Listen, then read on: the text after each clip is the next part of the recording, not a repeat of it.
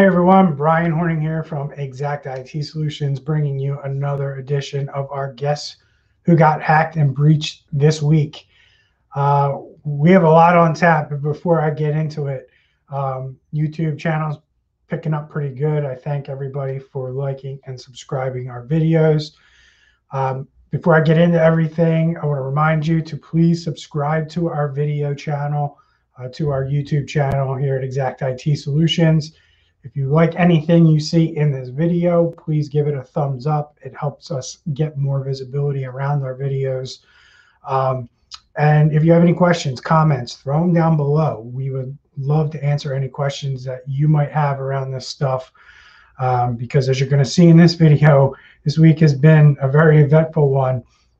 And I realize with this series, we're not going to talk about maybe hacks that happened this particular week. But we are going to talk about hacks that occur, and then maybe this week we find out something that happened because the investigation revealed some new information. And we're going to bring that to you. So towards the end of the video, I'm going to talk about the Twitter situation and what's going on there. Interesting developments there. Somebody was just arrested around it. So I'm going to bring you the latest information around that hack. But the first one I want to get into today is Drizly. Drizly is a alcohol/wine delivery service that was compromised. Their database was compromised. They run an e-commerce site, and their database was compromised. And I'm going to bring up my screen here real quick. And as you can see, alcohol delivery service Drizly hit by ransomware. So Drizly is a delivery service for alcohol. Like I said, they had a data breach where 2.4 million accounts were compromised. Those credentials included customer data, emails, date of birth, information, passwords, and in some cases, addresses of where the people lived. Drizly is stating that no payment information was compromised as a result of this. But here's the problem. The problem is that information in this attack combined with information from other attacks can be combined in order to do things like spearfish, whalefish, target specific companies or target specific individuals because you have this information. That's going to become important when I talk about the Twitter hack and the information that's being disclosed around that. But it can also allow somebody to have enough information to go to another website to reset your password for that site.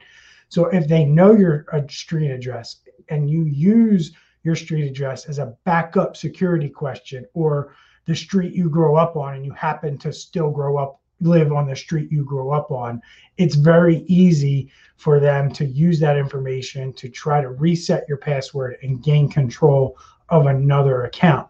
So the more and more companies that get breached and the more information that is out on the dark web, the criminal side of the internet, the more information that exists out there makes it infinitely easier for these criminals to carry out these attacks. And that's precisely why these attacks have gone up more and more this year in 2020 than we saw in 2018 and 19 combined. We're pretty much already beating those 2 years together this year alone, and we're just at the end of July, heading into August. So we're only 7 months into the year, and we've already seen more attacks than what we saw in 18 and 19 combined, if you look at the full spectrum from small to large enterprises. So Drizly discovered the hack July 13th, quickly took steps to tighten security and further reduce risk of attack. And then this is an ongoing investigation. So we're going to learn more down the road, and I'm probably going to bring you an update around this. But TechCrunch reported that it uncovered a dark web marketplace that claimed to sell Drizly credit card account details. So what that tells you is that the researchers on the dark web, which is something that we monitor as well, have found credit card information being sold. So what happens is it's very much like eBay, and I will do a demo of the dark web one day to kind of show you what's out there, show you what the marketplaces look like, how they're set up, how you can go in and buy, and how you can even buy from a reputable, trusted seller because other people have bought from this criminal and have given him good reviews. So that's how crazy this stuff is on the criminal side of the internet. However, TechCrunch did report here that they have found the credit card being for sale. Now, this could be a situation where there is a criminal out there who's scamming the criminals, saying, well, this breach is now public. It's on CNN. A lot of people are going to find out about it. And I'm just going to go make a listing and say that I have Drizly credit card information, when really they're just giving you, fake credit card numbers or just bad credit card numbers that would never work. And just saying that it was obtained through the Drizly hack.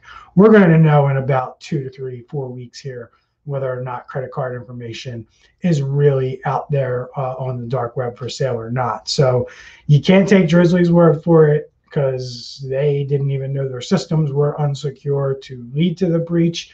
So you can't really say, if they didn't have the protections in, then they probably didn't have the monitoring in that you really need to know what data they stole.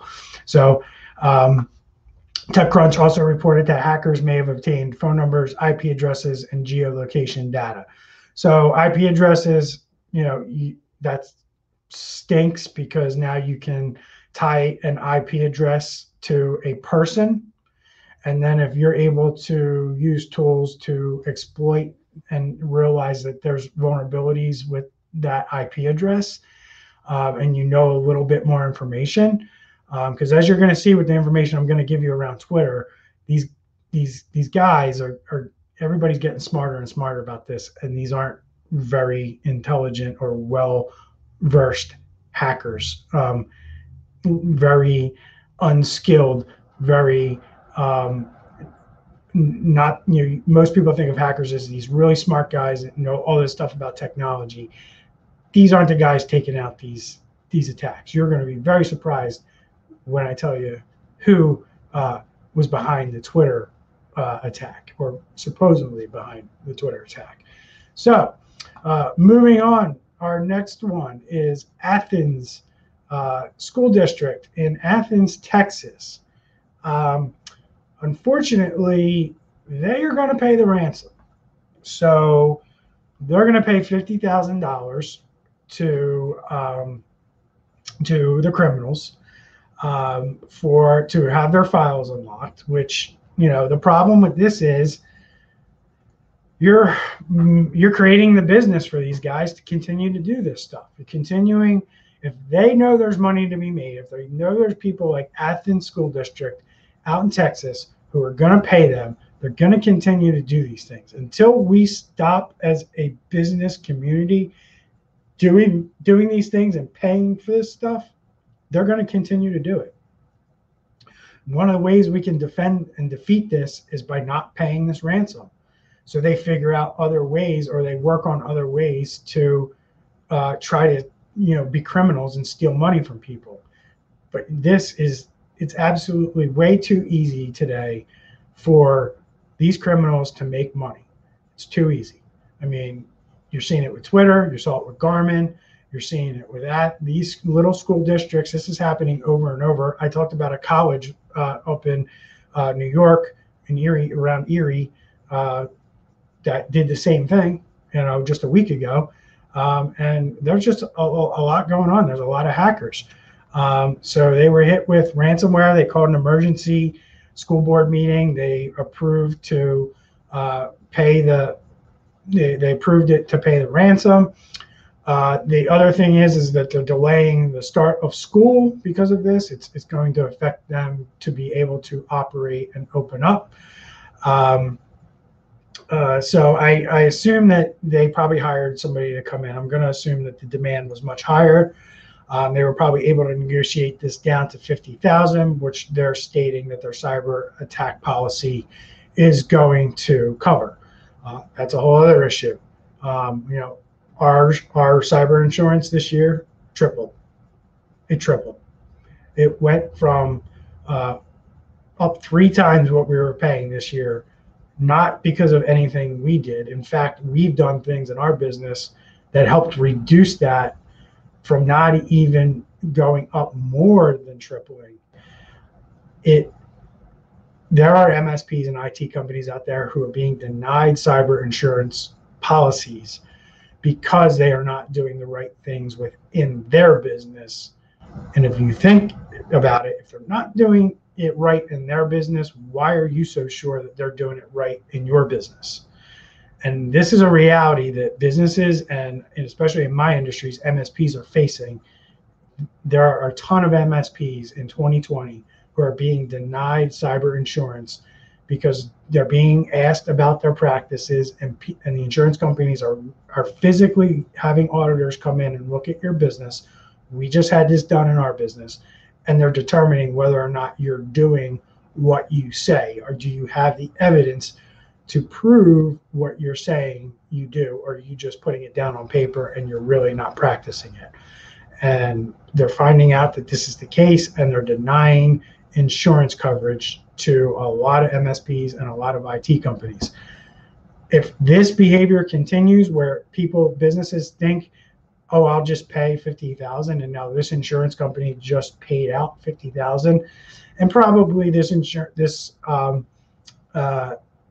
school district probably paid somewhere around $2,000 to $5,000 a year for their cyber insurance. So the school district's getting a 10x return on their policy that they paid for by getting this $50,000 claim paid by the insurance company. So if we don't start shoring this up, everybody's in every business is going to see their cyber insurance skyrocket, just like health insurance. So it's in everybody's best interest to take this information, learn from it, and work together so we can create a climate where insurance companies don't feel like they have to charge a lot of money because the risk is so great for something like this to happen. So as we continue through, we can't afford to not pay it. The school board president, Ellicott, said in a news release, it would take us months to rebuild all that data so we could start school. You know, a lot of businesses get faced with this. They don't have backups, or they don't have adequate backups, so they're not following through with making sure the backups actually work when you need them. There's testing procedures that should be done around that. And that's what it sounds like, this school district in Athens, Texas was faced with. They were just in a situation where the data wasn't recoverable by themselves. They really had no backup, no way of recovering it. They had to rebuild it. If you look at the words that the president used, that means that, if they had a document created for a policy, they have to go recreate it. If they have spreadsheets for certain things, they have to go rebuild it or recreate it. If you're a private business and not a school district, that's a very difficult thing to accomplish and still remain in business.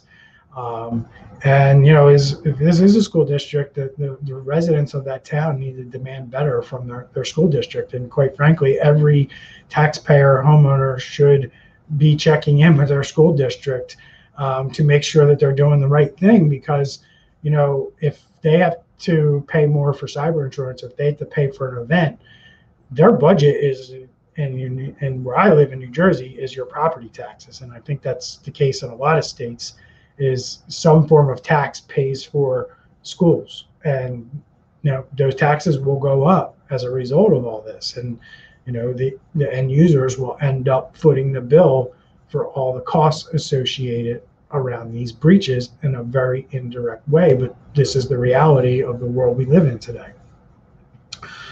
So another interesting event here, Morgan Stanley was hit with a class action lawsuit over an alleged data breach. And now this one's a little bit interesting because I'm not going to talk about criminals and hackers here. I'm going to talk about a company that didn't dispose of assets properly. Basically, what happened was a lawsuit was filed Wednesday in the Federal District Court of New York City. And so it says the lawsuit says that the wirehouse learned in 2019 and informed some state attorneys this month that computer servers replaced in some branches cannot be located and may have contained disks with unencrypted personal data. So it also says, in addition to Morgan Stanley's failure to prevent the data breach, the defendant failed to detect the data breach for years. And when they did discover the data breach, it took them over a year, possibly longer, to report it to the affected individuals, and the state attorney general's lawsuit said. So I'm going to unpack this for you real quick. Number one, if you're following cybersecurity and a framework, number one, you need to be able to identify that you have a problem and a threat in your business. It took them years to identify it or discover it. That's a problem in itself. Like, you didn't realize that you got rid of servers and they had information on them and you have no idea where they went. The right way to get rid of a server is to properly disassemble it, recycle the parts that don't contain data, and destroy the parts that do. You typically work with a hard drive or media destruction company who has the ability to produce a certificate of destruction with a serial number of the device and their serial number of the certificate attached together. So there's a paper trail and a record for the destruction of this information. So not only did it take them years to discover it, it also took them over a year to report it. The other piece of this is, if you're Morgan Stanley, where you're under financial reporting regulations and financial regulations at the state and at the federal level, you have to report this stuff in a specified period of time. It's usually, a couple days at most, maybe a week, if that, not years. So this is risk, this is liability that's now introduced to Morgan Stanley because of this event.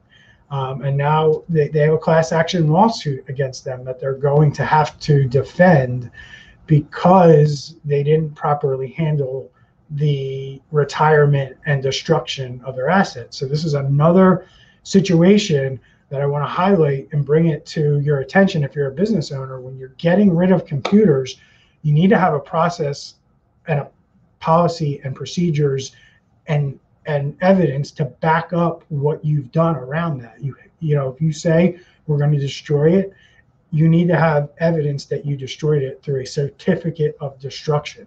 That's the only right way to do it. If they knew that they got rid of these servers, got rid of them the right way, had the certificate of destruction, all they would had to do was produce those CODs to the auditors or to the lawyers or whoever asked for it, and it's the end of the road for that investigation or that event. Without it, then nobody knows. Nobody knows what's going on. Nobody knows what happens. So,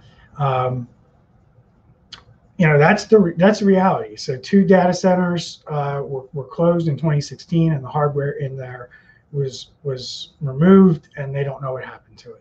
And that's a very irresponsible way for a business to operate, especially dealing with the kind of sensitive information that Morgan Stanley was dealing with. So we are now going to talk about the Twitter event. The Twitter event's an interesting one because just a few hours ago, we had a Tampa teen arrested and allegedly charged with being behind, or the mastermind behind, the hack on the social media website on Twitter. Now, if you remember, a bunch of high-profile verified accounts were taken over by these individuals, and they posted messages that directed people to send Bitcoin to a certain address. So Elon Musk, Bill Gates, a number of high-level people, celebrities, business people were targeted. I think even the Colorado Rockies baseball team was one of the accounts that were hit. And they put out a Bitcoin address, and people did send money to this Bitcoin address. I felt from the beginning that it was an inside job, or somebody from the inside had to be compromised, not so much a rogue employee or anything like that. Could have been, but I knew that it wasn't like an attack from the outside where they gained control over the system and then targeted specific accounts. Because I think if that were the case, the number of accounts that would have been done would have been much higher. So, you know, what we're learning today is a team was behind this. Doesn't really look like the team was, you know, too sophisticated of an individual to be able to figure this out. But what's being reported out of the Twitter camp is that basically this guy was able to, or allegedly was able to, contact Twitter employees that had a certain level of access and presented himself in a way where they shared information that allowed this person to gain access to these high-level management systems that Twitter employees have. This can happen in any business. You know, if you work with an IT company or you have an IT department, let's say somebody calls up and pretends to be from your IT department, and then they're pretending to help a user, or they say to a user, we have to update something on your computer. What's your password? Or, you know, go to this website and type in this code, and so I can remote in. And then, oh, this password came up. Hey, what's your password? I need your password. And they're able to trick people into thinking they work for your company or your IT company, or, you know, a partner that you may work with regularly. And they knew that this relationship existed, and they exploited it. What this tells you is there's a lack of process and policy around how your employees can interact with certain entities. We do have a policy here at Xact IT on how our team and our customers should expect that interaction to occur. And if it doesn't occur a certain way, that should be a red flag to them that there's an issue. And you know, we've instructed actually our customers to hang up the phone.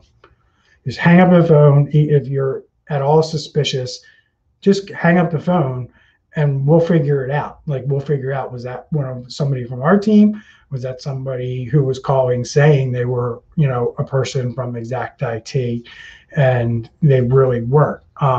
We're going to know pretty quickly here whether that was the case or not. And, you know, I would not sit there on the phone if it doesn't feel right, if it doesn't seem right, or it doesn't follow the protocol that you've been given by your company. So, you know, it was reported early on with Twitter that there were some internal process issues within Twitter, and that, you know, other parties that were associated, like Microsoft and Tesla and Elon Musk, you know, they were basically like, hey, I wasn't hacked personally. I have two-factor on my account. There's something going on at Twitter. Well, here's what's going on. I mean, apparently this guy was able to, either himself or a group of people, call Twitter employees and get into their high-level system to manage accounts. So, you know, and just a couple other things to, you know, bring to your attention. I mean, this is going to unfold more and more, this Twitter hack. But, you know, there's a bunch of other companies hacked this week and breached this week. And, you know, cybersecurity is important. It's huge. And the events that are occurring every week are are simply blowing my mind. The sheer number. There's companies I don't even talk about on these videos that get hacked every week. Like I said, you can go on Google News, type in cyber attack, change the parameters at the top to last week or last month or whatever time frame you want to look at, and just look at the various and different companies at all sizes, large and small, who have an issue. Avon had an issue this week. I'm not going to get into that because I don't feel like making this video an hour long. But it's one of those things where this is real. You need to take this seriously. And if you need any help with this, reach out to a professional. Reach out to us. Reach out to your favorite IT company. Get help with this, because the day is coming where you're going to have an issue. You're going to have an event with a criminal like the guy who did the Twitter hack, other cyber criminals who there's no face to, who just put ransomware or steal your data, or you're going to have an issue with an employee who may be unhappy leaving your company to go work for a competitor, leaving your company to go start their own business, and they're going to steal all your proprietary information to give them a little bit of a head start when they get there. So you know what you did to start your business. You know the things you had to build, and it's not fair if one of your employees takes all the work and documentation and things that you put together to build that business, and they just steal it from you and basically shave off 1 or 2 years of the startup of their company simply because they were unethical and stole your data. There are plenty of tools out there today to help you with these things, to manage these things, to make sure that any of these scenarios, you don't become a victim. If you have any questions about this, drop them in the comments below. If you stayed with me this whole time, you're amazing. You should definitely subscribe to the channel and definitely like our video. And I look forward to bringing you more information about cybersecurity, more information about hacks, more information about breaches. And have a good weekend, everyone. I'll see you next Friday for our next update for who got hacked and breached next week.